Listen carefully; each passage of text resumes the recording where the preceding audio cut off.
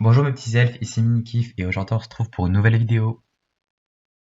Analyse de la couverture du tome 9. Petit disclaimer, si vous n'avez pas encore lu le tome 8.5 vous risquez d'être spoilé. Ce que je dirai dans cette vidéo sont mes interprétations, donc chacun est libre de penser ce qu'il veut. La scène représentée sur la couverture. Dans quel genre de lieux sont-elles?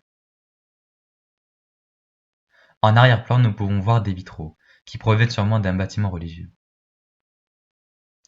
Nous ne pouvons pas clairement analyser les graphiques que ceux-ci représentent, mais leurs teintes chaudes peuvent nous laisser deviner plusieurs choses. Ma première hypothèse serait que les vitraux soient tout simplement de ces teintes à l'origine, mais nous pouvons aussi penser qu'il y a des feux à l'extérieur, peut-être un grand brasier.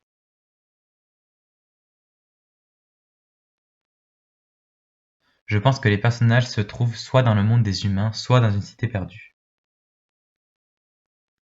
Un mystérieux arbre dans le décor?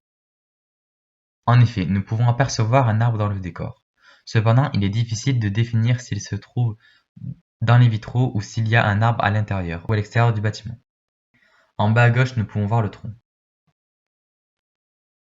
Puis nous pouvons voir plusieurs branches sur le haut de la couverture. Pourquoi sont-elles dans cet endroit? Comme c'est souvent le cas d'un gardien de cité perdue, les personnages sont sûrement là pour combattre les invisibles. Cependant, à la fin du tome 8.5, Sophie a décidé de passer à l'action.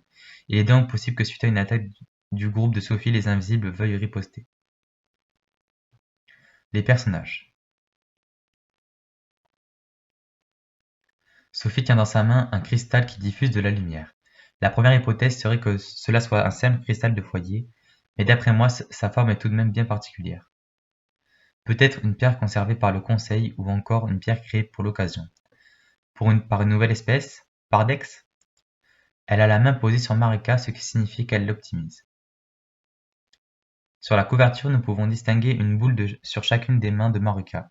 L'hypothèse la plus logique serait que ce soit un champ de force qu'elle produit avec son talent. La deuxième pourrait être que Dex lui ait concocté un gadget pour améliorer ses champs de force ou les diviser avec l'optimisation de Sophie. Marella tient dans sa main une torche avec une flamme bleue. Soit Marella l'a allumée avec ses pouvoirs tout en changeant sa couleur, soit il s'agit d'un artefact ou encore d'une flamme secrète. Transport. Comment sont-elles arrivées?